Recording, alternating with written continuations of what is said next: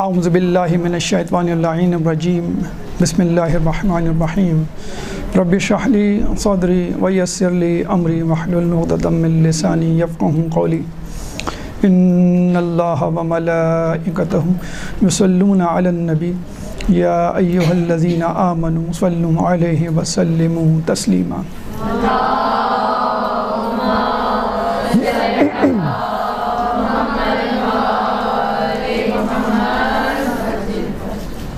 دیندار انسان ہی کامیاب انسان ہے۔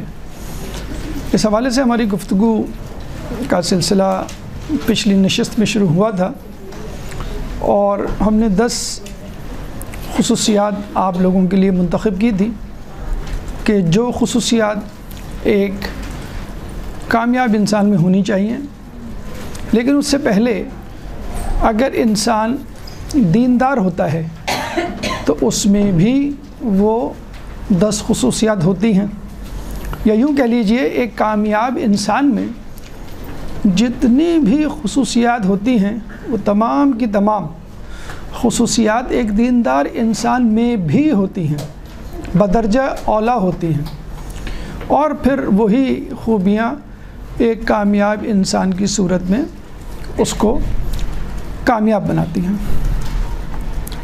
تو 5 خوبیاں ہم نے آپ کے سامنے گنوائی تھی۔ آج انشاءاللہ بقیہ 5 خوبیوں کا تذکرہ کرنا ہے کہ جو ایک دیندار انسان میں ہوتی ہیں، لیکن اس سے پہلے کہ وہ اس کو آخرت دلوائیں، مرنے سے پہلے اس دنیا میں کامیابی بھی دلواتی ہیں۔ عزت، دولت، شہرت، منصب، حکومت، طاقت، کسی صورت میں بھی ہو کامیابی وہ اس کو دلواتی ہیں، اور اس کے ساتھ ساتھ قد افلح من زکاہا کی صورت میں تزکیہ نفس بھی کرواتی ہیں، یعنی دین اور دنیا، آخرت اور یہاں کی زندگی دونوں میں وہ کامیاب ہو جاتا ہے۔ اس سے پہلے کہ ہم بقیہ 5 خصوصیات کا تذکرہ آپ کے سامنے کریں، ایک چھوٹا سا مقدمہ۔ اگر آپ انٹرنیٹ پہ تلاش کریں کہ کمپوننٹس آف ہیومن بینگ، ایک انسان کن کن چیزوں کا مرکب ہے، تو آج کل کی دنیا انسان کو 3 حصوں میں تقسیم کرتی ہے: باڈی، مائنڈ اینڈ سول، جسم، ذہن اور روح۔ اچھا، ان کی جو اہمیت ہے وہ اس طرح ہے کہ جسم سب سے کم، پھر اس کے بعد ذہن، اور سب سے اہم روح۔ لیکن ہم دیکھتے ہیں کہ ہمارے آس پاس کی دنیا میں جسم کی زیادہ اہمیت ہے، اپیرنس کی زیادہ اہمیت ہے، لک کی زیادہ اہمیت ہے، گیٹ اپ کی زیادہ امپورٹنس ہے، ظاہری شکل و صورت، سطحیات کی زیادہ اہمیت ہے، باطن کی، اندر کی، مغز کی بہت کم اہمیت ہے۔ انسان کو اپنے بالوں کی، اپنے رنگت کی، اپنے جسم کی، اپنے لباس کی بہت فکر ہوتی ہے۔ اس کے بعد بہت کم لوگ عقل، ذہن یا حکمت عملی یا حکمت یا آئی کیو کی بات کرتے ہیں، اور سب سے کم بات تو روح سے متعلق ہوتی ہے، باطنی کیفیت سے متعلق ہوتی ہے۔ اگر ہم بات کریں جسم کی، تو اللہ تعالیٰ سورہ 3 آیت نمبر 4 میں فرماتا ہے لَقَدْ خَلَقْنَا الْإِنسَانَ فِي أَحْسَنِ تَقْوِيمٍ، کہ بے شک ہم نے انسان کو بہترین صورت میں تخلیق کیا۔ تو اللہ خود ذمہ داری لے کر اس کو بنا رہا ہے۔ انسان نے اپنی ناک، کان، ہاتھ، پیر نہیں بنائے، ہاں مینٹین کر رہا ہے انسان اس کو، بلکہ ہم دیکھتے ہیں بچہ، پھر بچے سے جوان، وہ خود بخود ہو رہا ہے۔ تو زیادہ تر ذمہ داری جسم کی خدا کے پاس ہے۔ پھر اللہ تعالیٰ ذہن کے لیے فرماتا ہے، بلکہ سینکڑوں آیات ہیں جس میں کہا گیا ہے افلا یعقلون، افلا تدبرون، افلا تفکرون، کیا تم غور نہیں کرتے، کیا تم تفکر نہیں کرتے، کیا تم عقل نہیں لڑاتے؟ اور جو عقل نہیں لڑاتا، سوچتا نہیں، تفکر و تدبر نہیں کرتا، اس کو اللہ کیا کہتا ہے؟ سمن بکمن عمیون فہم لا یرجعون، بہرے، گونگے اور اندھے۔ بلکہ کالانعام کہہ کر بھی ان کو لعنت ملامت کی گئی ہے کہ تم تو جانور ہو اگر تم اپنا عقل اپنا ذہن نہیں استعمال کرتے۔ اس کے بعد جو نمبر آتا ہے وہ ہے روح کا، جو کنٹروورشیل ہے آج کل کی دنیا میں۔ کچھ لوگ کہتے ہیں، کچھ لوگ کہتے ہیں کہ نہیں ہے، لیکن اب اسپریچول کاؤنسلنگ کے نام سے ویسٹرن سوسائٹی میں بھی بہت سارے کاؤنسلرز اس میدان میں کود پڑے اور مائنس گاڈ مائنس ریلیجن کا فارمولہ استعمال کر کے اپنی کلائنٹیج کو بڑھانے کے لیے انہوں نے اسپریچولیزم کو خدا اور مذہب سے الگ کر کے پیش کرنا شروع کر دیا ہے۔ اور وہ کیا ہے؟ بیسیکلی ہماری جو اخلاقیات ہے اس کی ابتدائی مراحل، ابتدائی باتیں، کہ جس کے بارے میں اللہ تعالیٰ سورہ بنی اسرائیل آیت نمبر 85، سورہ بنی اسرائیل قرآن کا 70واں سورہ ہے، چیپٹر 17 ورس نمبر 85۔ وَيَسْأَلُونَكَ عَنِ الرُّوحِ قُلِ الرُّوحُ مِنْ أَمْرِ رَبِّي وَمَا أُوتِيتُم مِّنَ الْعِلْمِ إِلَّا قَلِيلٌ۔ یسألونک عن الروح، وہ تم سے سوال کرتے ہیں روح کے بارے میں۔ قُلِ الروح من امر ربی، کہہ دو کہ روح تو اللہ کے حکم سے ہے۔ وما اوتیتم من العلم الا قلیل، جو کچھ تمہیں علم دیا گیا ہے اس بارے میں بہت تھوڑا ہے۔ اب ظاہر سی بات ہے جس چیز کا علم انسان کو تھوڑا ہو، مولا فرماتے ہیں کہ انسان کو جس کا علم نہیں ہوتا اس سے وہ ڈرتا ہے۔ تو روحانیات اس سے متعلق گفتگو سے لوگ گھبراتے ہیں، نفس سازی، تزکیہ نفس وغیرہ، پریشان ہو جاتے ہیں، یہ پتہ نہیں کیا چیز ہے۔ تو ایک تو علم کم دیا گیا، اس لیے لوگ پریشان ہیں کہ بھئی اس کی نگہداشت اور اس کی نگہبانی اور اس کی گرومنگ کیسے کریں ہم۔ اور دوسرا یہ کہ سائنس ظاہر سی بات ہے الہیات کے علم کو نہیں مانتی، اس لیے وہ لیبارٹری میں ابھی تک پروو نہیں کر پائی، تو وہ روح کو مائنس کر دیتی ہے۔ اس وجہ سے لوگوں کی توجہ روح سے ہٹ گئی ہے۔ لیکن اس وقت دنیا میں ایتھکس کے نام پر، چاہے وہ بزنس ایتھکس ہوں، چاہے وہ پولیٹیکل ایتھکس ہوں، سوشل ایتھکس ہوں، تمام اخلاقیات کی بنیاد اسی تزکیہ نفس، روح سازی، کردار سازی، ذہن سازی، خود سازی پر رکھے گئے ہیں تمام اصول، ان کی بنیاد۔ تو کہنے کا مقصد یہ کہ اگر آپ روح کی طہارت، تزکیہ نفس، دینداری اپنائیں گے تو جنت تو بعد میں ملے گی، اس دنیا میں آپ اپنی جنت بنا لیں گے۔ اچھا، ابھی اس وقت یہ ماحول نہیں ہو پاتا۔ لوگ کہتے ہیں بھئی آپ تو بہت کہتے ہیں کہ بھئی دیندار بنو تو کامیاب بن جاؤ گے، کہا ہم تو نہیں بنے۔ تو مسئلہ یہ ہے کہ اگر سڑک پر آپ تمام رولز ریگولیشن کے ساتھ گاڑی ڈرائیو کر رہے ہیں لیکن 99% گاڑیاں رولز کو فالو نہیں کر رہی، تو آپ بیچارے حادثے کا شکار ہو جاتے ہیں، اپنی غلطی کی وجہ سے نہیں، لوگوں کی غلطی کی وجہ سے۔ آپ کے پاس اصلی کرنسی ہے، باقی تمام لوگوں کے پاس جعلی کرنسی ہے۔ تو جب آپ اپنا نوٹ دکاندار کو دیں گے تو کہے گا یہ جعلی نوٹ ہے، کیونکہ وہ سب سے الگ ہے، اور باقی 99% لوگوں کے پاس جعلی کرنسی ہے۔ تو اس وقت معاملہ کچھ یوں ہی ہے کہ ایک دیندار انسان کامیاب ہوتا ہوا اس لیے نظر نہیں آتا، لیکن یہ بھی بہت زیادہ کامن کیسز نہیں ہیں۔ ابھی اس کی مثالیں دے کر آپ کو انشاءاللہ سمجھ میں آ جائے گا کہ واقعی اگر دینداری سے کام لیا جائے تو انسان یہاں بھی کامیاب ہو جائے گا، ربنا آتنا فی الدنیا حسنۃ وفی الآخرۃ حسنۃ، وہاں بھی کامیاب ہو جائے گا۔ تو چلیے ہم مرحلہ وار، جیسے 5 ہماری جو ہے وہ چیزیں خصوصیات مکمل ہو گئی تھیں۔ پہلی جو ہے وہ امپیتھی یا ہمدردی تھی، دوسری خصوصیت ٹیم ورک تھی، تیسری اونرشپ یا احساس ذمہ داری تھی، چوتھی اگنورنس عفو درگزر تھا، اور 5ویں بھی پازیٹیو یا حسن ظن تھا۔ چھٹی خوبی جو ایک انسان میں ہونی چاہیے وہ ہے مثالی نمونہ یا رول ماڈل ہونا۔ آج کل کی دنیا بھی یہی کہتی ہے کہ you should be the role model for your juniors. ایک باس کو اپنے امپلائز کے لیے رول ماڈل ہونا چاہیے، ماں باپ کو بچوں کے لیے رول ماڈل ہونا چاہیے، سیاستدانوں کو اپنی عوام کے لیے رول ماڈل ہونا چاہیے کہ جو وہ کہہ رہے ہیں پہلے خود عمل کریں اور پھر لوگوں سے توقع کریں اپنے جونیئر سے کہ وہ اس پر عمل کریں۔ اور اللہ تعالیٰ بھی یہی کہتا ہے. سب سے پہلے تو وہ رسول کو بطور رول ماڈل پیش کرتا ہے. لقد کان لکم فی رسول اللہ اسوۃ حسنہ. اللہم صلی علی محمد.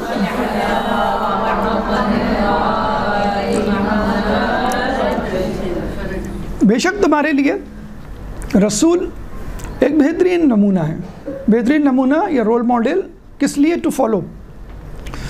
تمام شعبہ حیات زندگی میں، تمام زندگی کے پہلوؤں میں رسول کی زندگی کا پہلو سامنے رکھا جا سکتا ہے. اور اتنا زیادہ اہمیت دی گئی ہے کاپی کرنے کو. NLP ایک نئی سائیکالوجی، شاید اس سے پہلے بھی تذکرہ ہوا ہوگا، اس کی بنیاد ہی کاپی پر ہے. وہ یہ کہتے ہیں کہ آپ کو جو کچھ بننا ہے اس کا جو ٹاپ موسٹ اویلیبل ماڈل ہے ان دا ورلڈ اس کو کاپی کر لیجئے. اور یہ ہمیں بھی کہا گیا ہے کہ تم قرآن کو فالو کرنا چاہتے ہو تو اہل بیت کو کاپی کر لو، وہ تمہارے رول ماڈلز ہیں. کاپی کرنے کے حوالے سے اکثر بعض اوقات ہم پہ الزام لگایا جاتا ہے کہ بھئی آپ مولا علی علی بہت کرتے ہیں. تو ہم یہ کہیں گے کہ بھئی رسول اللہ کو کاپی کرنے میں جتنی کامیابی مولا علی نے حاصل کی ہے اس نے کسی نے نہیں حاصل کی. ہر چیز میں، ہر ایسپیکٹ آف لائف میں. کوفے میں ایک دفعہ مولا علی کو فالودہ پیش کیا گیا، تو ایک نئی چیز بنائی گئی تھی. جیسے جیسے خوشحالی آ رہی تھی، نئی نئی ڈشیں کھانے پینے کی مسلمانوں میں رواج پا رہی تھیں. تو مولا علی نے پہلی مرتبہ دیکھا تھا فالودہ اور انگلی اس میں ڈالی اور انگلی ڈال کے اس کو چکھا. پھر کہا یہ جائز تو ہے، حلال تو ہے، لیکن میں نے کبھی رسول کو یہ کھاتے ہوئے نہیں دیکھا، تو اس کو میرے پاس سے ہٹا دو. یعنی اتنی احتیاط کہ میں نے اتنی سی بھی جو ہے رسول کی سنت سے انحراف کرنے کی جسارت نہیں کرنی. جائز ہے، ایک ہوتا نا کہ جائز ہونا اور ایک ہوتا ہے مباح یا مستحب ہونا. اس کے بعد صرف رسول کو رول ماڈل نہیں اللہ تعالیٰ بنا کر عزت و افتخار دے رہا ہے. رسول کی امت کے لیے اللہ فرماتا ہے کنتم خیر امت اخرجت للناس تأمرون بالمعروف وتنہون عن المنکر، کہ کنتم خیر امت، تم ہی بہترین امت ہو. اخرجت للناس، تم کو چوز کیا گیا ہے، نکالا گیا ہے، ایکسٹریکٹ کیا گیا ہے. کس کے لیے؟ للناس، تمام ریسٹ آف دا مینکائنڈ، تمام لوگوں کے لیے. کیوں؟ تأمرون بالمعروف، تاکہ تم نیکی کا حکم دو، وتنہون عن المنکر، اور برائیوں سے روکو. اس کا مطلب کیا ہوا؟ رسول بحیثیت فرد ہمارے لیے رول ماڈل ہیں، اور ہم بحیثیت ملت، بحیثیت امت، بحیثیت قوم باقی تمام قوموں اور امتوں اور ملتوں کے لیے رول ماڈل ہیں. رسول کو ہمیں کاپی کرنا ہے، اور باقی تمام جو اقوام پوری دنیا میں ہیں وہ مسلمانوں کو کاپی کریں گے. یعنی اتنا ہی زیادہ اہمیت کا حامل ہے یہ حکم کہ بحیثیت گروہ، بحیثیت گروپ، بحیثیت مجموعہ، بحیثیت ملت آپ کو رول ماڈل بننا ہے کہ چھٹے امام صادق آل محمد امام جعفر صادق علیہ السلام، اللہم صلی علی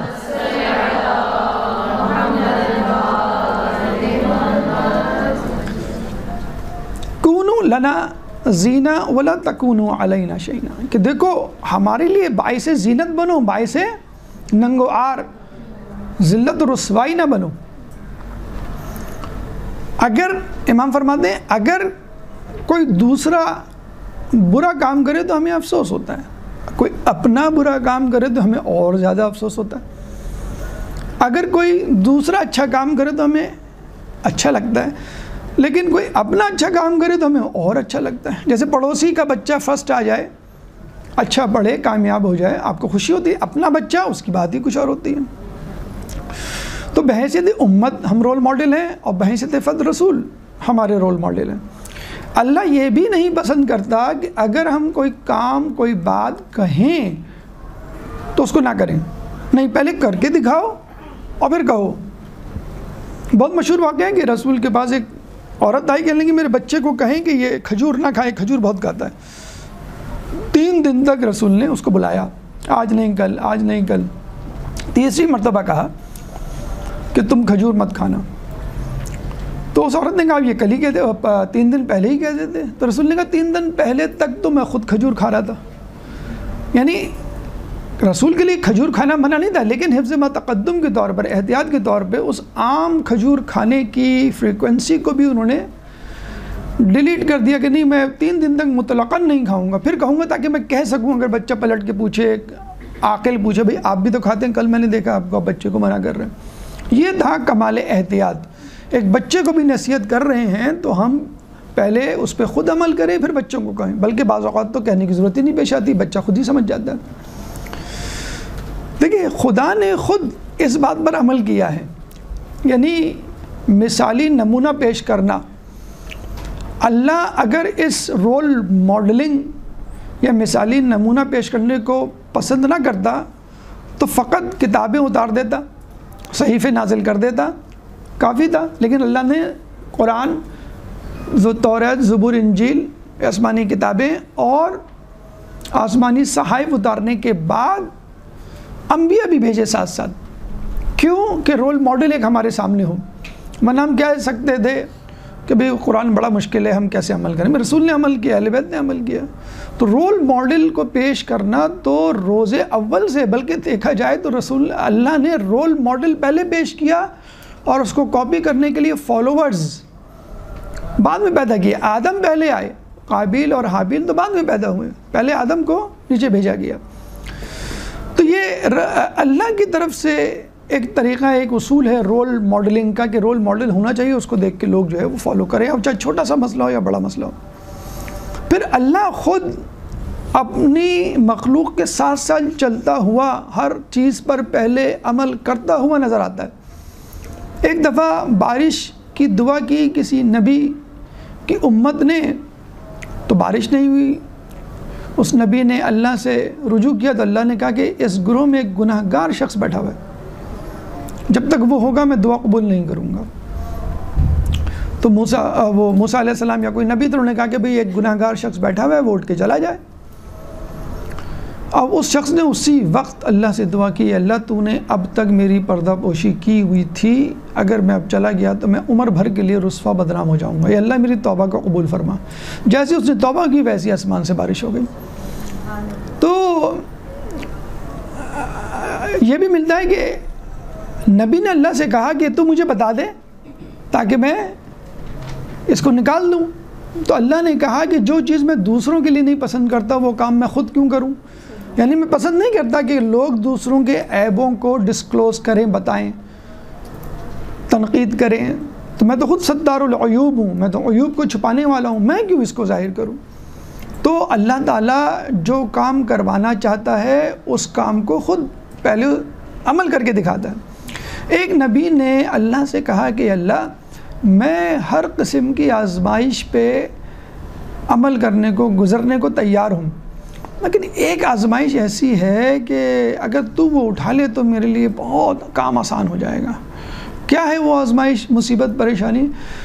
اس نبی نے کہا کہ اللہ لوگ میرا مذاق اڑاتے ہیں، بس مذاق کرنے والی جو آزمائش ہے وہ مجھ سے نہیں۔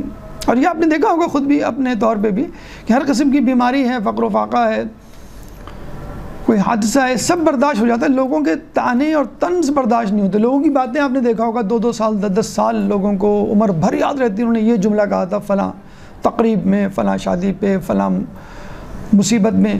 مصیبت بھول جاتا ہے انسان، وہ جملہ یاد رہتا ہے کہ فلاں نے یہ کہا تھا، اسے پھر کینہ پروری، پھر حسد اور پھر لڑائی جھگڑے جنم دیتے ہیں۔ تو اللہ نے کہا کہ جو بات میں خود اپنے لیے ختم نہیں کرتا تیرے لیے کیوں ختم کر دوں؟ یعنی لوگ اللہ کا بھی تو مذاق اڑاتے ہیں۔ اکثر کہا کرتے تھے انبیاء سے بھئی کہاں ہے تمہارا خدا، اس کو بولو نیچے آئے ہمیں عذاب دے، اس طرح چیلنجنگ انداز سے۔ یہ تضحیق ہے اللہ تعالیٰ کی، گستاخی ہے اللہ تعالیٰ کے لیے۔ تو جب میں خود اپنے لیے یہ آزمائش نہیں ختم کرتا، میں برداشت کر رہا ہوں، تو میں تمہارے لیے یہ کیسے ختم کر دوں؟ تو کہنے کا مقصد یہ ہے کہ اللہ تعالیٰ کی سنت ہے انبیاء کو بھیجنا، رول ماڈل پیش کرنا۔ اللہ خود رول ماڈل بن کر دکھا رہا ہے، اللہ رول ماڈل کو پیش کر رہا ہے، رسول کو کہہ رہا ہے، اور بحیثیت امت خود ہم رول ماڈل ہیں، چاہے ہم اس بات کو تسلیم کریں نہ کریں۔ ہم کہتے ہیں نا، اکثر لوگ تنقید کرتے ہیں یہ علماء، یہ ملا، یہ مولانیاں، یہ ذاکرین، یہ خود تو کرتے نہیں ہیں کچھ، اور ممبر پہ کہتے رہتے ہیں ٹھیک ہے وہ جہنم میں جائیں گے، لیکن آپ خود عمل کر رہے ہیں اسلام پر، تو آپ کیا مستثنی ہیں؟ ٹھیک ہے ان کو جہنم کا سب سے نچلا طبقہ ملے گا منافقت کی وجہ سے کہ جو وہ کہہ رہے ہیں وہ کر کیوں نہیں رہے، لیکن آپ پہ تو ذمہ داری ہوتی ہے، اگر آپ نہیں بھی کہہ رہے تو بھی آپ کو کرنا ہے۔ نماز کی تلقین آپ نہیں کر رہے تو کیا آپ قیامت میں یہ کہہ کے چھٹ جائیں گے کہ بھئی میں تو کہتا ہی نہیں تھا کسی کو نماز پڑھنے کا، تو مجھ پہ تو واجب نہیں ہوں، آپ پہ تو پھر بھی واجب رہے گی۔ تو اللہ تعالیٰ یہ پسند بھی نہیں کرتا، لما تقولون ما لا تفعلون، سورہ صف آیت نمبر 2، سورہ صف قرآن کا 61واں سورہ ہے، چیپٹر 61 ورس نمبر 2۔ تو وہ بات کہتے کیوں ہو جس پہ تم عمل نہیں کرتے؟ اب آئیے اس کو آج کل کی دنیا پہ تطبیق کریں، اپلائی کریں۔ بہت معذرت کے ساتھ جاپان میں کہا جاتا ہے کہ ربیع الاول کے جلوس نہیں نکلتے، ماہ محرم میں عزاداری نہیں ہوتی، ماہ رمضان میں تراویح نہیں ہوتی، روزے کوئی نہیں رکھتا، نماز کوئی نہیں پڑھتا، حج عمرہ وہاں سے نہیں ہوتا، لیکن پھر بھی سچائی، ایمانت داری، ہمدردی عروج پر ہے۔ وہاں پہ نوٹوں کا ایک بنڈل گر جائے تو کسی کی مجال نہیں ہوگی کہ وہ اٹھائے گا تو وہ پولیس اسٹیشن پہنچائے گا۔ تو ان کو اتنا امانت دار کس نے بنایا؟ ان کی رول ماڈلنگ نے بنایا۔ اس کا مطلب کیا ہوا؟ ہمارے یہاں تقاریر، تحریر، ممبر، محراب، مجلس، مدرسہ، ہر چیز وافر مقدار میں ہو رہی ہے، لیکن عمل کے اعتبار سے اکثر یہ گلہ کیا جاتا ہے کہ جو ہم کہہ رہے ہوتے ہیں وہ خود عمل نہیں کر رہے ہوتے ہیں۔ یعنی علماء سے لے کے بزرگ، والدین، اساتذہ، ہر کسی پر، عام آدمی ایک دوسرے کے لیے جو کہہ رہا ہوتا وہ خود نہیں عمل کر رہا ہوتا۔ تو یہی وجہ ہے لما تقولون ما لا تفعلون کی جو آیت ہے اس پر عمل نہیں ہو رہا۔ سنگاپور میں ایک شخص نے مسلمان سے کہا تم مسلمان اس لیے پیچھے رہ گئے ہو کہ تم لوگ فقط آخرت کو فوکس کر کے بیٹھے ہوئے ہو اور دنیا کے لیے نہیں سوچ رہے، جبکہ ہم دنیا کے لیے سوچ رہے ہیں اس لیے ہم آگے بڑھ رہے ہیں۔ یعنی تم کو آخرت ذہن سے نکالنی ہوگی۔ تو اس مسلمان نے کہا کہ بھائی کس نے کہا کہ ہم آخرت کے لیے کوشش کر رہے ہیں؟ آخرت کے لیے کوشش تو آپ لوگ کر رہے ہیں، ہم تو دنیا کے لیے کر رہے ہیں۔ اگر ہم آخرت کے لیے کوشش کر رہے ہوتے تو ہم سچ میں آگے ہوتے، ہم جو ایمانداری میں سب سے آگے ہوتے۔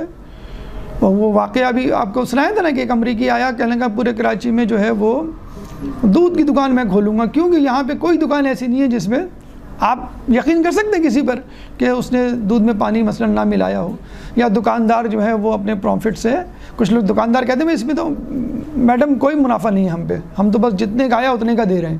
یہ ہو ہی نہیں سکتا، کوئی یقین کر سکتا ہے؟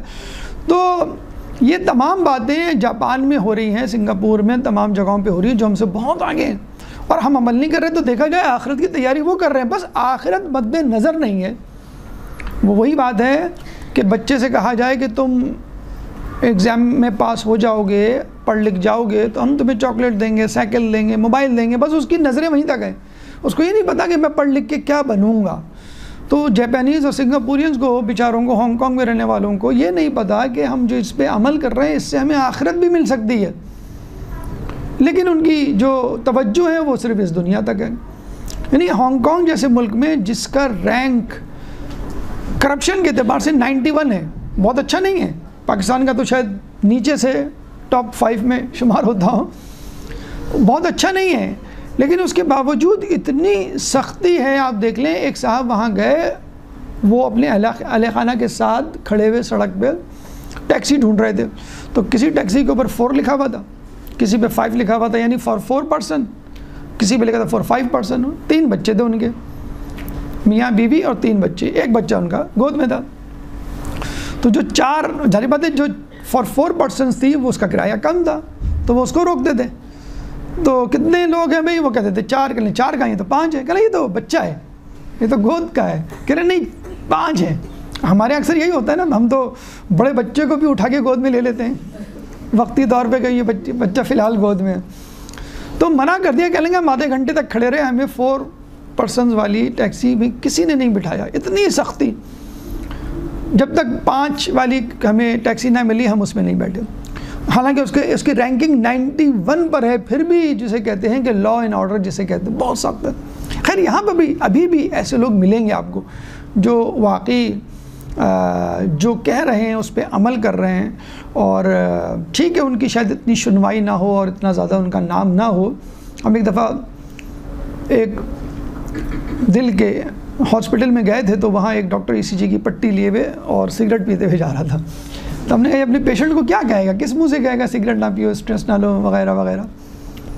اس کے بعد کافی عرصے بعد ایک اور نجی ہاسپٹل میں جانا ہوا، وہاں ہمارے دوست تھے، اب وہ کارڈیولوجسٹ بن گئے تھے، تو وہ بتا رہے تھے کہ یہ ہاسپٹل میں نہیں بنایا ہے اور یہ وہ امریکہ سے پڑھ کے آئے تھے ماشاءاللہ۔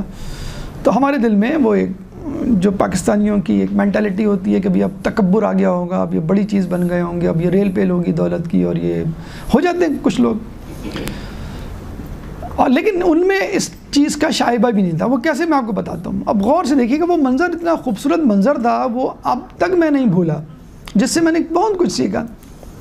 میں اور وہ ساتھ ساتھ چل رہے تھے، ایک دم سے وہ مجھے چھوڑ کر بھاگے آگے کی طرف۔ میں پریشان، یہ پروفیسر لیول کی چیز ہے، کارڈیولوجسٹ اینڈ ویل نون، اور یہ کیسے بچوں کی طرح بھاگ رہا ہے آگے۔ وہ بھاگے آگے اور آگے جا کے دروازہ کھولا، ہم سمجھے ہمارے لیے کھول رہے ہیں، ہم مسکراتے ہوئے جانے لگے، تو انہوں نے کہا 1 منٹ۔ پیچھے ایک ویل چیئر آ رہی تھی، ویل چیئر پہ پیشنٹ تھا اور اس کو ایک میل اسٹاف پش کرتے ہوئے چلاتے ہوئے لا رہا تھا، اس کے لیے کھولی انہوں نے، یعنی ان کو کیا ضرورت پڑی تھی، نہ کھولتے وہ دروازہ، میل اسٹاف خود ویل چیئر روک کے دروازہ کھول کے چلا جاتا۔ لیکن کیا ہے، تواضع انکساری کا مظاہرہ، ٹیم ورک کا مظاہرہ، کہ جو میں اپنے اسٹاف کو کہتا ہوں کہ بھئی کوآپریٹ کرو اور لوگوں کی مدد کرو، تو میں خود بھی تو کر کے دکھاؤں، یہ چھوٹی چھوٹی چیزوں سے آدمی بڑا آدمی بنتا ہے۔ خیر وہ ویل چیئر لے کے میل اسٹاف گزر گیا، پھر آگے گئے، اچھا ہاسپٹل میں تو کوریڈورز ہوتے ہیں بڑے بڑے، پھر آگے گئے تو پھر دروازہ آیا۔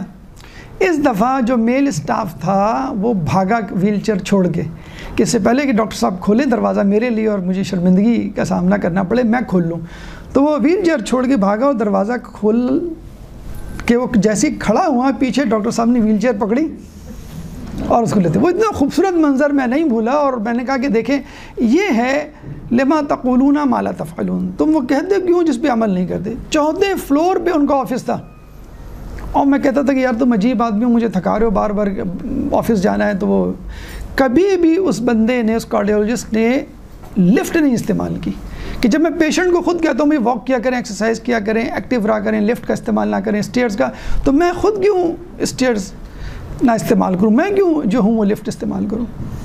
دبئی میں ان کا انٹرویو ہوا، میں بتا رہا ہوں جو لوگ ہیں یہاں پر حب الوطنی اور اچھی خصوصیات کے مالک ہیں، ٹھیک ہے وہ ہماری طرح مدرسے میں، مجلس اور محراب میں اور مسجدوں میں نظر نہ آئے، لیکن بہرحال ہیں کچھ لوگ۔ کہ لگا UAE میں ان کا انٹرویو ہوا اور ان کو بتایا گیا کہ مثلاً آپ کی جو ہے $10,000 مثلاً آپ کی پے ہے، ان کا آپ اپنا پاسپورٹ دیجئے، تو انہوں نے پاسپورٹ نکالا تو پاکستانی پاسپورٹ۔ کہ آپ کے پاس پاکستانی پاسپورٹ ہے؟ کہ ہاں کیوں؟ کہ آپ تو بتا رہے ہیں آپ 12 سال امریکہ میں رہے، کہ ہاں، کہ پھر آپ کے پاس وہ نہیں ہے گرین کارڈ؟ کہ میں کوئی گرین کارڈ لینے تھوڑی گیا تھا، میں تو پڑھنے گیا تھا۔ ہمارے ایک دن غلطی سے شپ پہ کام کرنے والا بھی امریکہ کی سرزمین پہ قدم رکھ لے تو وہ سلپ ہو جاتا ہے، اور پانی پڑا ہوا ہوتا ہے، کیلے کا چھلکا پڑا ہوتا ہے، یہ پتہ نہیں، لیکن بہرحال وہ سلپ ہو جاتا ہے کہ مجھے نہیں جانا، پاسپورٹ پھاڑ دیتے ہیں بعض لوگ، کیوں؟ امیگریشن۔ یعنی افسوس ہوتا ہے کہ جس رسول کی وجہ سے ہم ناجی قوم، ناجی ملت، نجات یافتہ لوگ کہلائے، جس کے لیے کہا گیا کنتم خیر امتن، تم سب سے بہتر ہو، تو ہمارا ملک بھی سب سے بہتر ہونا چاہیے، ہمارے اعداد و اعتبار اور نشست و برخاست، گفتار و کردار بھی سب سے اچھی ہونی چاہیے۔ تو امیگریشن تو امریکہ، یورپ، کینیڈا والوں کو لینی چاہیے، ہمارے ملکوں کی، وہ آئیں، نہ کہ ہم جو ہے وہ ان کی امیگریشن۔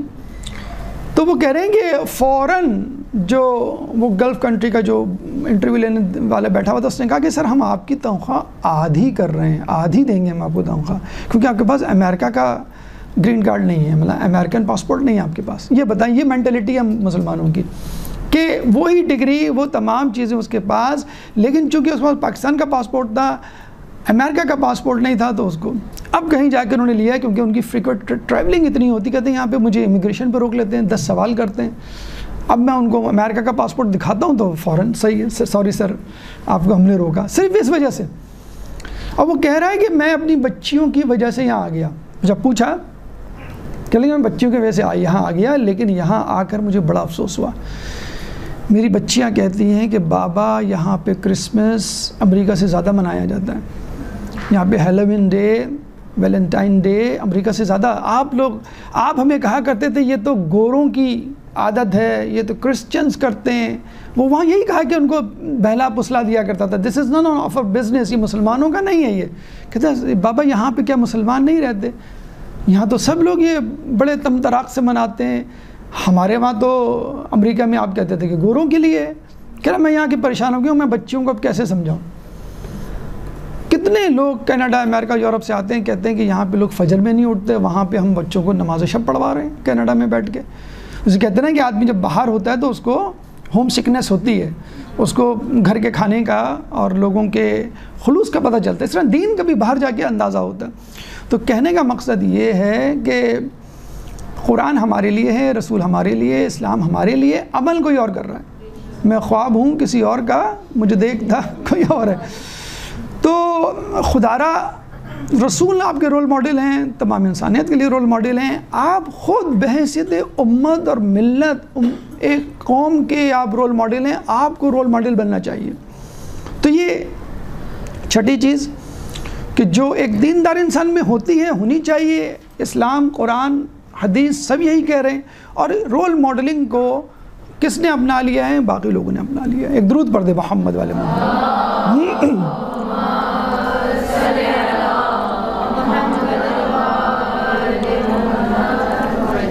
ساتویں اور آٹھویں خصوصیت ایک ساتھ لکھ لیجئے، کیونکہ یہ دونوں ایک ساتھ عموماً ڈسکس ہوتی ہیں، تذکرہ کیا جاتا ہے۔ صداقت و امانت۔ آپ نے سنا ہوگا کہ رسول کو بعثت، اعلان رسالت سے پہلے دو ٹائٹلز، دو القاب دیے گئے، صادق اور امین کا۔ صادق ایسے کہ پوچھتے تھے کہ اگر پہاڑ کے پیچھے سے کوئی فوج آ رہی ہو، میں کہوں کہ پہاڑ کے پیچھے سے فوج آ رہی ہے، تم عمل یقین کر لو گے؟ لوگ کہتے تھے کیوں نہیں؟ کیونکہ آپ نے کبھی جھوٹ نہیں بولا۔ تو پھر رسول نے کہا کہ اگر نہ آ رہی ہو، تو لوگ کہتے تھے کہ اگر نہیں آ رہی تو یہ ہو نہیں سکتا، آ رہی ہوگی، ہمیں نظر نہیں آ رہا ہوگا، ہم اندھے ہو گئے ہوں گے، لیکن ہم اس بات پہ یقین نہیں کر سکتے کہ فوج نہیں، کیونکہ آپ نے کہہ دیا تو ضرور آ رہی ہوں گی۔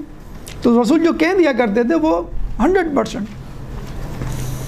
اس کے بعد امانت، اتنے امانت دار، ایماندار کہ جو لوگ قتل کرنے آئے تھے شب ہجرت، ان کی امانتیں رسول کے پاس موجود، یعنی قتل بھی کر رہے ہیں اور اس بات کو تسلیم بھی کر رہے ہیں، دشمن بھی ہیں اس بات کو مان بھی رہے ہیں کہ بھئی تم جیسا امانت دار۔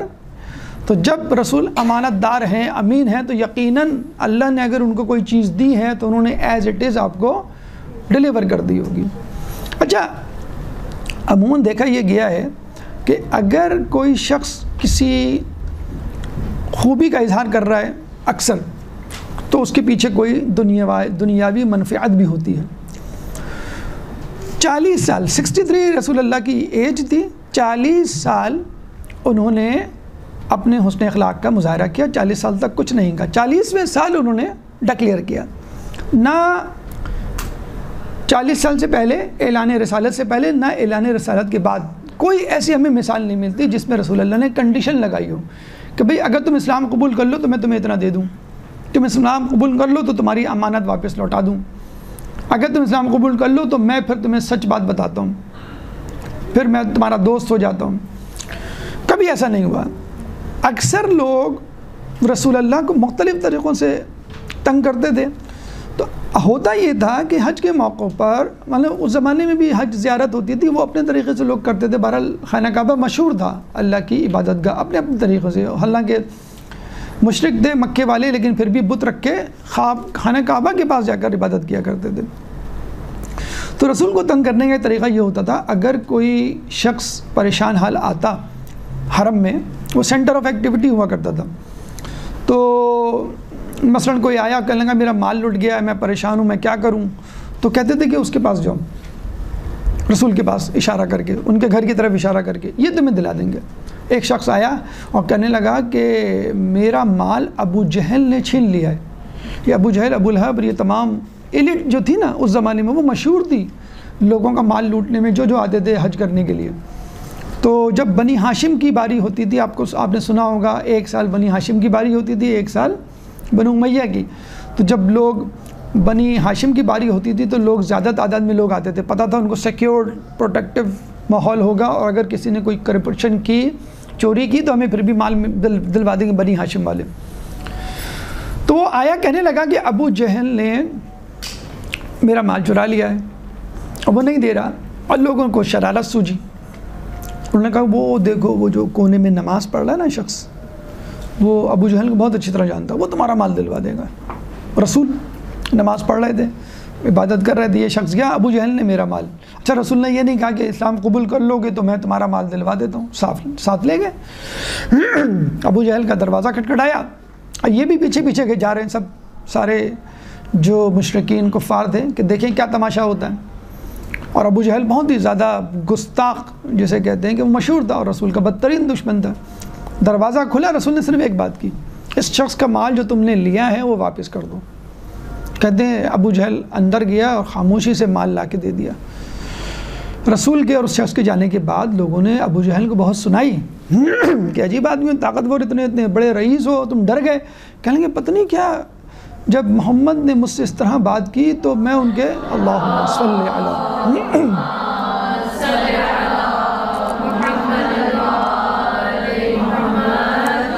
میں ان کے روب میں ایسا آیا کہ مال واپس کیے بغیر نہیں بنی.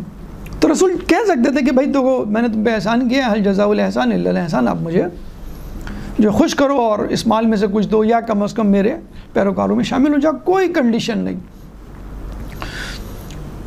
رسول کے پاس جنگ احد کے بعد مدینے میں مکے کی ایک گلوکارہ، ایک رقاصہ آئی، فاحشہ عورت آئی. جیسے وہ آئی تو رسول نے پوچھا کیا تو اسلام لا چکی ہے؟ اس نے کہا نہیں. اس نے کہا کیا تو اسلام لانے کے لیے آئی ہے میرے پاس؟ کہنے لگی نہیں، نہ اسلام لانے میں انٹرسٹڈ تھی نہ مسلمان تھی. کہنے لگے پھر کیوں آئی ہے؟ رسول کہہ سکتے تھے پھر ٹھیک ہے اگر تمہیں مجھ سے کوئی سروکار نہیں میرے مذہب سے تو جاؤ، تم کیوں آئی ہو؟ وہ مشہور عورت تھی بدکاری میں. تو رسول نے کہا پھر کیوں آئی ہو؟ تو اس نے کہا کہ میں پریشان ہوں، غربت کا شکار ہوں اور میرے پاس پیسے. کہ تو بڑی مشہور گلوکارہ رقاصہ تھی، تیرے پاس مال کی کیا کمی؟ تو اس نے کہا جب سے جنگ احد ہوئی ہے، کیونکہ جنگ احد کے بعد ایسا روب بیٹھا تھا کفار میں کہ جنگ بدر میں چلیں ٹھیک ہے، لوگ تھوڑے سے کنفیوز تھے کہ کون سا معجزہ، کون سے فرشتے، لیکن جنگ احد کے بعد تو انہوں نے خود دیکھا کہ کس طرح مولا نے بہادری کا مظاہرے کیا، کس طرح لوگ جیتی ہوئی ہاری ہوئی جنگ کو جیتا. تو اس نے کہا میں پریشان حال ہوں اور میں نے سنا ہے کہ آپ لوٹاتے نہیں ہیں خالی ہاتھ. تو رسول اللہ نے اپنے گھر والوں کو کہا کہ اس عورت کی مدد کرو. بہت اچھا موقع تھا، کنڈیشن لگا دیتے ہیں کہ تم اگر اسلام قبول کرتی ہو تو میں تمہارے لیے انتظام کر دیتا ہوں اور ہر قسم کی جو ہے وہ آسانیاں، آسائش تمہارے لیے حاضر ہو جائیں گی. لیکن نہیں، پاکستان میں آج سے شاید 30-40 سال پہلے اس زمانے میں ایک شخص مشہور ہوا تھا ڈبل شاہ. اس کا نام کیا تھا؟ وہ پیسے لیتا تھا اور 6 مہینے میں ڈبل کر کے دے دیا کرتا تھا. ہم بچپن میں اس کے بڑے قصے سنا کرتے تھے، اور اس کے بھی اور بھی لوگوں کے اس زمانے میں بہت مشہور تھا انویسٹمنٹ. کتنے پیسے دو، 5%، 10%، 15%، بینک دیوالیہ ہونے کے قریب پہنچ گئے تھے. تو وہ بھی شخص تھا کہیں کا رہنے والا، تو وہ 6 مہینے بعد ایگزیکٹلی ڈبل کر کے دے دیا کرتا تھا. تو لوگ 1 لاکھ دیتے، 6 مہینے بعد 2 لاکھ، پھر 10 لاکھ دیتے تھے، 20 لاکھ، اور وہ پورے پاکستان میں مشہور ہو گیا. مطلب پھر کروڑوں لوگ دینے لگے، اور جب اس کی مالیت، اس کے پاس جو رقم تھی اربوں تک پہنچ گئی تو وہ غائب ہو گیا. تو سال، 2 سال، 3 سال، جتنے سال بھی اس نے کمایا اپنی ایمانداری کی وجہ سے، اپنی سچائی کی وجہ سے، کیونکہ ایک دن اس کو بے ایمانی کرنی ہے. اچھا یہ پرانا واقعہ تو اس کا مطلب یہ نہیں کہ ایسے لوگ ابھی بھی نہیں ملتے یا لوگ ابھی بھی بیوقوف نہیں بنتے. بے وقوفوں کی کمی نہیں غالب، ایک ڈھونڈو 1000 ملتے ہیں. ابھی ہمارے دوست اسی کراچی کے رہنے والے 2 سال پہلے ہم سے کہہ لیں گے آپ کے پاس کوئی انویسٹمنٹ ہے؟ میں نے کہا نہیں. کہہ لیں گے میں ایک جگہ جمع کرا رہا ہوں، 18 مہینے بعد ڈبل ہو جائیں گے. تو میں نے کہا دیکھ لیں، سوچ لیں. کہہ لیں نہیں میں نے کنفرم کر لیا اور میں تو آفس بھی ہو کے آیا ہوں، اور جہاں اس کا فارم ہے کسی گاؤں دیہات میں، اس فارم کا وزٹ بھی کر کے آیا ہوں. اور پھر وہ بتانے بھی لگے کہ 2-4 مہینے بعد کہ ہاں مجھے تو مستقل رقم مل رہی ہے. بلکہ اس نے کہا ہے کہ اگر آپ رقم نہ لیں تو ڈبل ہو جائیں گے 18 مہینے بعد. تو میں نے اس کو رقم واپس لوٹا دی ہے, میں لے لوں گا یا 6 مہینے بعد لے لوں گا مثلا. اور فارم بھی دیکھ کر آئے یہ وہ, اور پھر ان کی دیکھا دیکھی ان کے گھر والوں نے بھی. ابھی 2 سال جب گزر گئے یعنی, تو ہم ان سے ملے, کیا ہوا, کہنے میں تو بچ گیا, میرے بعد جو لوگ آئے وہ لٹ گئے. میں نے جو 10 لاکھ جمع کرائے تھے وہ مجھے مل گئے, یعنی 10 لاکھ 20 لاکھ ہو کے نہیں ملے, 10 لاکھ مل گئے, کیونکہ جو 50 لاکھ جو بھی پروفٹ رکھا تھا 10% بھی اگر آپ لیں تو 1 سال میں ڈبل ہو جاتے ہیں 10 مہینے میں. کہ نہیں میرے بعد میری استطاعت 10 لاکھ کی تھی, لوگوں کی ساتھ 50 لاکھ, 1 کروڑ 2 کروڑ کہہ لیں گے. جب کروڑوں میں بات پہنچی, انویسٹمنٹ ہوئی, تو نہ اس کا آفس ہے کراچی میں, نہ انٹیریئر سندھ میں اس کا وہ اتنا بڑا فارم جو ہم دیکھ کر آئے تھے نہ وہ ہے. حالانکہ ہم 3-4 مرتبہ اس فارم کو وزٹ, بھائی دیکھیں نا, ایک شخص کے پاس اگر 1 ارب روپیہ آ جائے 100 کروڑ مثلاً, تو اس کے لیے کینیڈا, امریکہ یا سوئٹزرلینڈ کی امیگریشن, وہاں تو آپ کو معلوم ہے وہ تو ہاتھوں ہاتھ لیتے ہیں. پاکستان کے جو کرپٹ لوگ ہوتے ہیں معلوم ہے ان کے پاس بہت پیسہ ہوگا. ہم لوگوں کو کرپٹ بنانے میں سوئس بینک کا بہت بڑا ہاتھ ہے, کہ وہ پوچھتے ہی نہیں ہیں کہ یہ رقم کہاں سے آئی. ہاں اپنے وہاں کا کوئی شخص ہو تو ایک چیز پوچھتے ہیں کہ آپ تم نے رقم جو ہے وہ کہاں سے حاصل کی. تو اگر آدمی کوئی سچ بولتا ہے, امانت داری کا مظاہرہ کرتا ہے, تو وہ بھی اس کو جمع کر رہا ہوتا ہے کہ جب مکمل طور پہ اعتماد ہو جائے گا لوگوں کا تو پھر میں کرپشن کروں گا. تو رسول کی کیا سنت تھی, کیا طریقہ تھا کہ جس کا جو کام میں کر سکتا ہوں حصہ بقدر جسرت, جتنی سکت وہ میں کروں گا, اس کے لیے کوئی شرط نہیں طے کروں گا, حتیٰ کہ آخرت کی اسلام کی بھی شرط نہیں لگاؤں گا. اچھا, یہاں پہ جو اہم چیز ہے اس بحث سے قطع نظر, اصل تو گفتگو ہماری یہ ہو رہی ہے کہ دیندار انسان کامیاب انسان ہوتا ہے. تو اس دینداری نے, صداقت و امانت نے, صادق و امین کے ٹائٹلز نے رسول کو کیا فائدہ دیا. اب لوگ کہتے ہیں بھائی دیکھیں رسول صادق و امین مشہور تھے, 40 سال بعد جب انہوں نے رسالت کا اعلان کیا تو دیکھا کیسے لوگ جو ہے وہ ان پر ایمان لے آئے. تو ہم کہتے ہیں کہ بھئی آپ یہاں پر 2 مرحلے اسکپ کر رہے ہیں. مصطفیٰ رسول کا نام لقب تھا, تو مصطفیٰ کا مطلب چنا ہوا, منتخب کیا ہوا. He was selected by God as a prophet, لوگ کہتے ہیں نا یہ. حالانکہ he was selected as a manager for his company, that was بی بی خدیجہ اینڈ کمپنی. بی بی خدیجہ نے پہلے چوز کیا نا ان کو. ان کے جب قصے سنے, چرچے سنے, ان کے پاس کوئی بھی نہیں تھا, ملکۃ العرب تھی. اور کیسی ملکۃ العرب تھی, 50% آف دا ایسٹس آف مکہ بلانگ ٹو ہر. کہتے تھے کہ جو ایکسپورٹ کا مال تھا وہ اس کی ڈھیری بنائی جاتی ایک جگہ, اور بی بی خدیجہ کے مال کی, اور باقی لوگوں کے مال کی ڈھیری جو ہے انبار ایک جگہ لگایا جاتا تھا. تو دونوں کا مال, بلکہ بی بی خدیجہ کا مال اونچا رہتا تھا. یعنی اس کا مطلب ہے پورے مکے کی 50% مارکیٹ جو شیئر تھا اس کی مالک تھی, وہ مور دین 50%. اس کا مطلب ہے وہ she was the richest woman, man اور وومن میں سب سے زیادہ رچ ہوئی نا. تو بی بی خدیجہ کو تلاش تھی کسی آنیسٹ, کسی سچ بولنے والے آدمی کی. اچھا, رسول کا ایک دن کا بھی ایکسپیرینس نہیں تھا تجارت کا, وہ تو بکریاں چلایا کرتے تھے, ایک عام سے آدمی تھے, نہ ان کے خاندان میں کوئی ایسی بڑی تجارت اگر تھی بھی تو بہت چھوٹے لیول پہ, نہ کوئی سی وی نہ کوئی انٹرویو. صرف ان کے چرچے اتنے سنے کہ ایک غلام سے کہا کہ جا کے پوچھو لوگوں سے. انہوں نے کہا کہ ہاں واقعی لوگ تو کہتے ہیں کہ وہ بہت صادق, بہت امین ہیں اور بہت سچ بولتے ہیں. بی بی نے کہا ٹھیک ہے, ان کو بولو کہ میرا مال شام لے کر جائیں. اور وہ پھر مال لے کے گئے, اور معجزاتی طور پہ نہیں, معجزے الگ ہوئے ہیں کہ درخت جھک جایا کرتے تھے, بادل سایہ کرتے تھے, وہ ایک الگ مسئلہ ہے. لیکن جو پروفٹ ہوا ہے وہ کئی گنا زیادہ ہوا, اور وہ خالصتاً ان کی ایمانداری اور سچائی کی وجہ سے. بلکہ رسول اللہ نے اپنے غلام کو کہا جو ساتھ گیا تھا, میسرہ کو یا کسی کو, کہ یہ چیز ہے, اس میں یہ فالٹ ہے, یہ نہیں بیچنا. اگر کوئی بضد ہو, اصرار کرے تو کہنا کہ یہ فالٹ ہے اس کے اندر, تو اس کی قیمت کم ہوگی. تو اس نے بیچ دیا اور بھول گیا کہ رسول نے کہا تھا اس میں فالٹ. گاڑی بیچتے ہیں نا آپ, تو لوگ کہتے ہیں کہ بتائیے گا مت اس میں کہ یہ ایکسیڈنٹ ہو چکا ہے, یا ری پینٹ ہے, یا بیٹری پرانی ہے. کیوں بھائی نہیں بتائیے گا؟ کہنے بس آپ اس کو کہیں تم خود دیکھو, پکڑ کے دکھاؤ. نہیں پکڑا تو خوش, اچھا ہے. آپ کو کام کروانے جائیں تو لوگ پوچھتے ہیں کہ بھائی آپ کو گاڑی رکھنی ہے یا بیچنی ہے.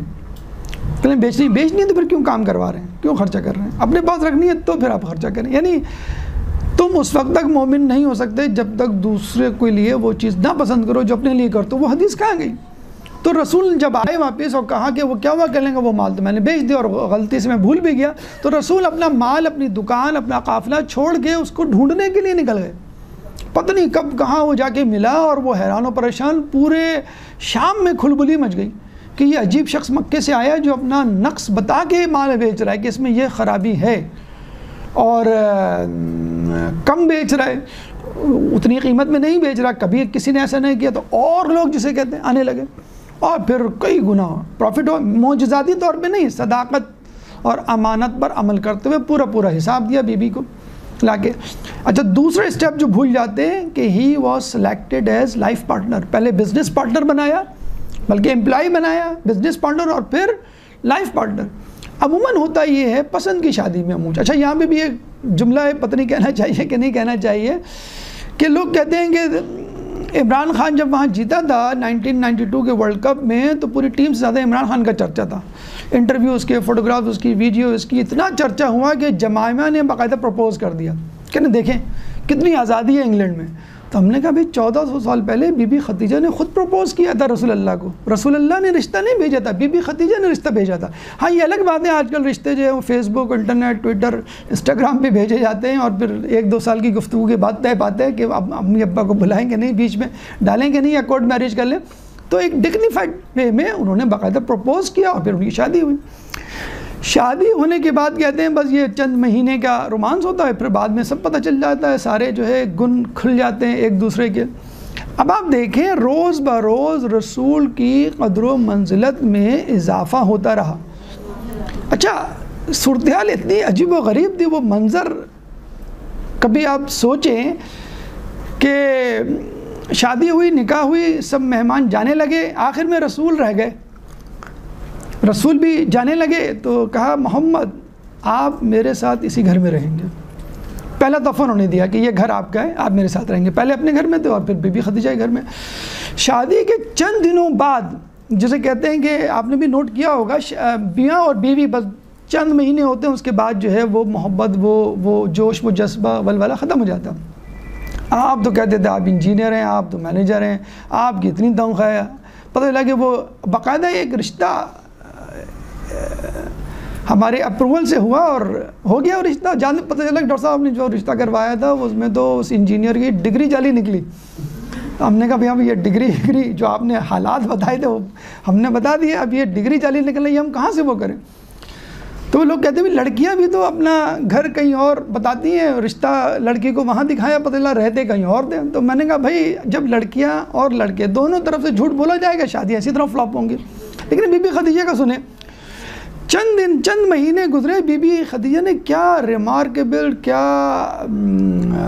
خوبصورت جملے رسول کے لیے کہے کہ جاؤ میرا تمام مال لے کر حرم میں اور وہاں کسی بڑی جگہ پر کھڑے ہو کے اپنے غلاموں کا اعلان کرو کہ اے محمد میرا سارا مال، میرا سارا سونا، میری ساری چاندی، میرے سارے مویشی، میری ساری زرعی زمینیں، میرے غلام، میری کنیزیں اور میں خود تمہاری، تم جیسے چاہو تصرف کرو. یعنی بی بی خدیجہ کہہ دیتی ہیں سب کچھ، اپنے آپ کو تو نہ شامل کرتی. کنیزیں اور میں، مویشی اور میں، زمینیں اور میں، سونا چاندی اور میں تمہاری. یعنی اتنا ان کا مقام تھا کہ صداقت و امانت بڑھتی بھی دیکھی، کبھی کم ہوتے بھی نہیں دیکھی.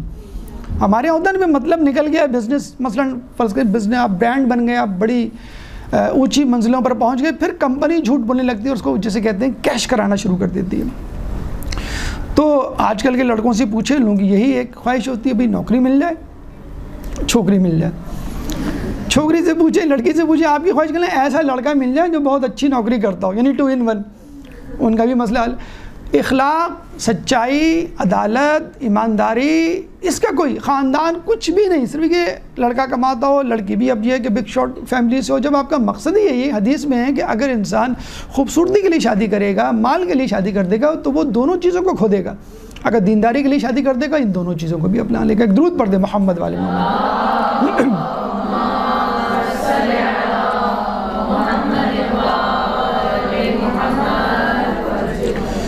تو صداقت و امانت.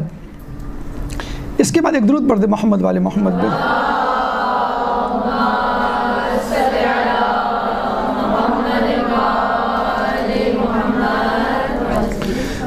قناعت۔ مائیکل ہارٹ سے جب پوچھا گیا آپ نے جو 100 پرسنالٹیز آف دا ورلڈ یہ چوز کی ہیں اس میں ٹاپ آف دا لسٹ رسول کا نام کیوں لکھا گیا، تو اس نے بڑا اچھا جواب دیا، کہہ لیں گے ایک وجہ تو یہ ہے کہ رسول وسائل کے اعتبار سے کم ترین چیزوں کے مالک تھے اور رزلٹس کے اعتبار سے سب سے زیادہ کامیاب رہے۔ یعنی ایک آدمی امیر ہے اور امیر ہو جائے، سیاستداں ہیں اور سیاست ہو جائے، سیاستداں بن جائے۔ رسول کے پیچھے کوئی ایسی شخصیت نہیں تھی خاندان میں جو رسول جیسی ہو، اور رسول نے اپنے آپ کو اتنے بڑے مقام پہ لے جا کر ثابت کیا۔ آج بھی آپ دنیا میں جا کے سروے کریں تو پولیس مین، سولجرز، ان لوگوں کی تنخواہیں اور اسٹیٹس اور رینک کم ہوتا ہے، کمانڈوز کا زیادہ ہوتا ہے۔ کیوں؟ کمانڈوز کو تربیت دی جاتی ہے کہ تمہارے پاس کچھ بھی نہیں ہوگا، کوئی ہتھیار نہیں ہوگا، کوئی فیسلٹی نہیں ہوگی، کوئی کھانا پینا نہیں، اور تم کو جنگ جیت کے دکھانا ہے۔ جو ہائی جیکنگ اور یہ اغوا کے بڑے بڑے کیسز ہوتے ہیں یہ کمانڈوز کو بلایا جاتا ہے کہ بھئی آپ دہشت گردی کا واقعہ ہے، کمانڈوز کو کہا جاتا ہے کہ آپ کو مسئلے کو حل کرنا ہے۔ تو کمانڈوز کو تربیت یہ دی جاتی ہے کہ منیمم ریسورسز ہے، میکسیمم رزلٹ دینا ہے۔ اس نے یہی کہا کہ رسول واز نتھنگ، کوئی بیک گراؤنڈ نہیں، اور ایک دم سے اتنی زبردست اتنی بڑی کامیابی۔ نمبر 1۔ نمبر 2، لوگ ایک فیلڈ میں کامیاب ہوتے ہیں، یعنی سیاستداں ہیں تو بڑے سیاستداں، شاعر ہیں تو بہت بڑے شاعر، اکانومسٹ ہیں تو بہت، بزنس مین ہیں بہت بڑے۔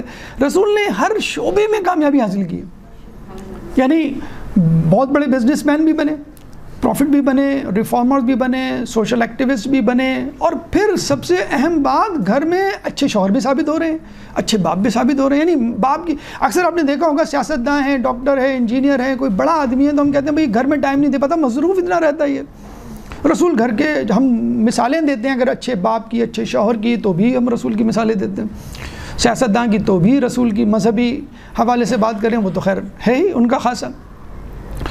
تیسری بات اس نے بڑی عجیب کی اور یہ کہا کہ ایک آدمی سے جھوٹ بول سکتا ہے، 2 سے بول سکتا ہے، 1000 2000 سے 1.5 بلین لوگوں سے جھوٹ بولنا، کنونس کرنا، ان کو اپنا فالوور بنانا بڑا مشکل کام ہے۔ اور یہ فیس بک والے فالوورز نہیں ہیں رسول کے فالوورز، کہ آپ بیمار پڑ جائیں کتنے لوگ آپ کے پاس کھڑے ہوں گے، آپ کے گھر والے، آپ مر جائیں تو محلے والے۔ وہ جو فالوورز آپ کہتے ہیں نا بڑے فخر سے میرے اتنے فالوورز ہیں، میرے اتنے فالوورز ہیں، کہاں آپ کو نظر آتے ہیں؟ تو نو ٹویٹر، نو انسٹاگرام، نو فیس بک، نو واٹس ایپ، نو لنکڈ ان، نتھنگ، نو فائیور، نو اپ ورک، اسٹل 1.5 بلین فالوورز، اور کیسے ڈائی ہارڈ۔ اس وقت جب مجمع بیٹھا ہوا تھا اور سوال کیا تھا مائیکل ہارٹ سے، اس نے کہا کہ آپ میں سے کتنے لوگ ہیں جو عیسیٰ علیہ السلام کے لیے قربانی دینے کے لیے تیار ہیں؟ اس وقت کسی نے ہاتھ نہیں کھڑا کیا۔ کہہ لیں مسلمانوں میں سے کسی سے بھی پوچھ لیں کیا تم رسول کے لیے جان دینے کے لیے تیار ہو، سب ہاتھ کھڑا کر دیں گے، چاہے وہ نماز نہ پڑھتا ہو، چاہے مسلمان کہنے کا ہو، لیکن کہے گا میں رسول کے لیے جان نہیں دینے کے لیے۔ اور یہ ٹاک شو تو میں نے خود دیکھا ہے، ایک کرسچن تھا اور وہ ٹاک شو کر رہا تھا، کہہ رہا تھا یہ ہم لوگ بہت مذاق اڑاتے ہیں مسلمانوں کا کہ they instantly kill you if you do something wrong with prophet, لیکن اگر میں جیسس پہ یہاں پہ بیٹھ کر ٹی وی پر لطیفہ سناؤں تو کوئی مجھے روکنے والا نہیں ہوگا۔ مولا علی، اس کی قناعت کی بات ہو رہی ہے، کوفے میں تھے، ایک مرد عورت آئے، عورت کہنے لگی کہ یہ مجھے خرچہ نہیں دیتا، تو اس شخص نے کہا مولا آپ کوفے میں کسی سے بھی پوچھ لیں، میں بہت امیر آدمی ہوں اور ٹھیک ٹھاک خرچہ دیتا ہوں اس کو۔ مولانا نے کہا کیوں؟ یہ تو کہہ رہا ہے کہ بہت خرچہ دیتا ہے۔ کہہ رہے ہیں خرچہ دیتے تو ہیں، یہ بات تو ٹھیک ہے، متمول ہیں اور بہت ویلدی ہیں، لیکن پورا نہیں ہوتا مجھے۔ تو پھر ڈسکلوز کی بات تو پتہ یہ چلا ان کی ماشاءاللہ خواہشات بہت ہیں۔ تو مولانا نے کہا کہ دیکھو اپنی خواہشات کو اپنی ضروریات کا تابع بناؤ، اور پھر یہ بھی کہا کہ ضروریات تو فقیر کی بھی پوری ہو جاتی ہیں اور خواہشات بادشاہ کی بھی پوری نہیں ہوتی۔ فقیر کے پاس کچھ بھی نہ ہو تو 2 روٹی چاہیے نا، ضروریات زندگی جسے کہتے ہیں، ایک بستر چاہیے، ایک لباس چاہیے بس۔ اور بادشاہ ہو تو اس کو پوری دنیا دے دی جائے تو کہا نہیں مجھے ایک اور دنیا چاہیے، مریخ بھی بادشاہت کرنی ہے۔ اب یہ دونوں جانے لگے، لڑکی نے، عورت نے پلٹ کے پوچھا مولا یہ تو بتائیے خواہشات اور ضروریات کا پتہ کیسے چلے گا؟ بھئی کسی کا لیٹسٹ ماڈل کا موبائل یا گاڑی ضرورت ہے، اوکے، کہتا ہے نہیں میرا تو اس کے بغیر بھی چھوٹے موٹے موبائل سے، چھوٹی موٹی گاڑی سے یا چھوٹے موٹے مکان سے کیسے پتہ چلے گا؟ تو انہوں نے بڑی اچھی بات کی جو ہمارے لیے بہت اچھا آج کل ایک طریقہ ہے اپنی معیشت کو صحیح کرنے کے لیے۔ مولانا نے کہا کہ جو چیز تم کو گھر بیٹھ کے یاد آئے وہ تمہاری ضرورت ہے، اور جو چیز تمہیں بازار جا کے یاد آئے وہ تمہاری خواہش ہے۔ بازار میں آپ 10,000 روپے لے کے جاتے ہیں، 3-4 جوڑے خریدنے جاتے ہیں تو پتہ چلتا ہے کہ جو جوڑا پسند آ رہا ہے وہی 10,000 کا ہے، ایک ہی لے سکتے ہیں۔ مثلا ہوتا ہے نا، جو چیز پسند آتی ہے اس کے لیے بجٹ نہیں ہوتا، جو بجٹ ہوتا ہے اس دکاندار بھی کہتے ہیں آپ اتنا بجٹ تو آپ اس کو چھوڑ دیں، آپ جو ہے یہ لے لیں۔ تو گھر میں رہ کر، تیسرے امام کا قول ہے نا کہ اپنی عورتوں کو باہر جانے سے روکنے کے لیے لباس میں کمی کر کے ان کو روکو۔ تو جب آدمی کے پاس چیزیں ہوں گی، مثلا موبائل ہے، گاڑی ہے، تو وہ دکھانے کے لیے باہر جائے گا، لباس ہے تو وہ دکھانے کے لیے باہر جائے گا۔ تو باہر جانا کا مقصد یہ ہے کہ آپ کے 200-400-1000 یا جتنے بھی ہیں وہ کپڑے یا پیسے خراب، اور جب واپس آئیں گے تو آپ، میں جو جوڑا پہن کے گئی، جو گاڑی میں گیا، جو موبائل میرے ہاتھ میں تھا اس سے اچھی چیزیں تو لوگوں کے پاس۔ تو جو چیزیں گھر میں بیٹھ کے یاد آئیں وہ آپ کی ضرورت ہے، اور جو باہر جا کے، بازار جا کے لوگوں کو دیکھ کے یاد آئیں وہ آپ کی خواہشات ہیں۔ اب آ جائیں آخری چیز کی طرف۔ اچھا، اب اس میں تطبیق اپلیکیشن بھی سن لیجئے۔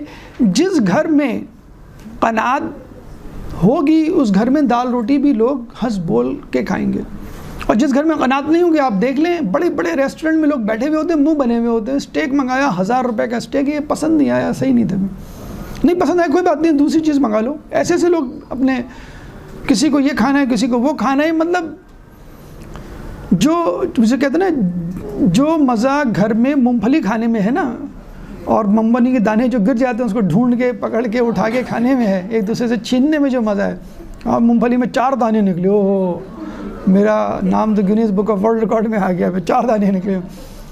تو جو اگر گھر میں قناعت ہوگی تو خود بخود مسئلہ حل ہو جائے گا، قناعت نہیں ہوگی تو آپ دیکھ لیں، جو گتم گتا، ہر کسی کے پاس موبائل، ہر کسی کے پاس گاڑی، ہر کسی کے پاس کمرہ، لیکن دلوں میں کنیکشن نہیں۔ 4 آدمی 4 کمروں میں 4 لوگوں سے محو گفتگو ہوں گے باہر کے، اور بھائی وہی 4 لوگ ٹیرس میں آ جائیں۔ وہ ایک صاحب تھے، پوش علاقے میں رہتے تھے، کہیں گے ایک دفعہ ہماری لائٹ چلی گئی اور جنریٹر کا پیٹرول بھی ختم ہو گیا، اور وہ دن ہماری زندگی کا خوبصورت ترین دن تھا۔ کیوں؟ وہ کامن روم میں سب آگے بیٹھے ہوئے تھے، اور جو گپ شپ چلی، دادا ابو اپنی باتیں سنا رہے تھے، امی اپنی باتیں، بھیا اپنی کالج کی قصے، بچہ اپنی گلی کی باتیں۔ تو کہنا پہلا موقع تھا کہ ہم سب اتنے جسے کہتے ہیں کہ ایک ساتھ بیٹھے تھے بہت عرصے کے بعد۔ تو بعض اوقات مال یا خواہشات جسے کہتے ہیں، اصل چیز تو خواہشات ہے، مال کم ہو زیادہ ہو اس کا تعین تو آپ کریں گے۔ تو ضروریات انسان کو خوش کر دیتی ہیں، قناعت ضروریات پہ قانی کر دیتے ہیں انسان کو، اور خواہشات انسان کو ایک بے چینی اور مضطرب والی حالت میں رکھتی ہیں۔ ایک درود پڑھ دے محمد والے محمد۔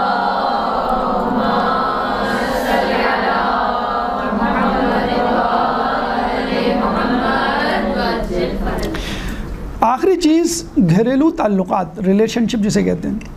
ہارورڈ یونیورسٹی میں جو ان کے سابق اسٹوڈنٹس تھے، کوئی وہاں کی یونیورسٹی کے بارے میں بہت مشہور، جان ہاپکن، ہارورڈ، امریکہ کی انگلیوں پہ گنی جننے والی بہت مشہور یونیورسٹیز ہیں۔ ایلن مسک کہتا ہے کہ میرے پاس ہارورڈ یونیورسٹی گریجویشن ڈگری نہیں ہے، لیکن وہاں کے گریجویٹس میرے پاس نوکر ہیں۔ تو کوئی حکومت میں جاتا ہے، پریزیڈنٹ، کوئی پرائم منسٹر، کوئی ناسا میں کوئی سائنٹسٹ بنتا ہے، کوئی ڈاکٹر، کوئی انجینئر، کوئی بزنس مین۔ ایک دفعہ بلائے گئے جو مشہور لوگ تھے، ان کو بلا کر ایک پرچی دی گئی سب کو، اور کہا گیا کہ اس پہ آپ اپنی کامیابی کا راز لکھیں، بس ایک لفظ میں۔ کیا چیز ہے کی ٹو سکسیس؟ تو سب نے لکھا ریلیشن شپ، یعنی گھریلو تعلقات جب آپ کے مضبوط ہوں گے تو آپ آگے بڑھیں گے۔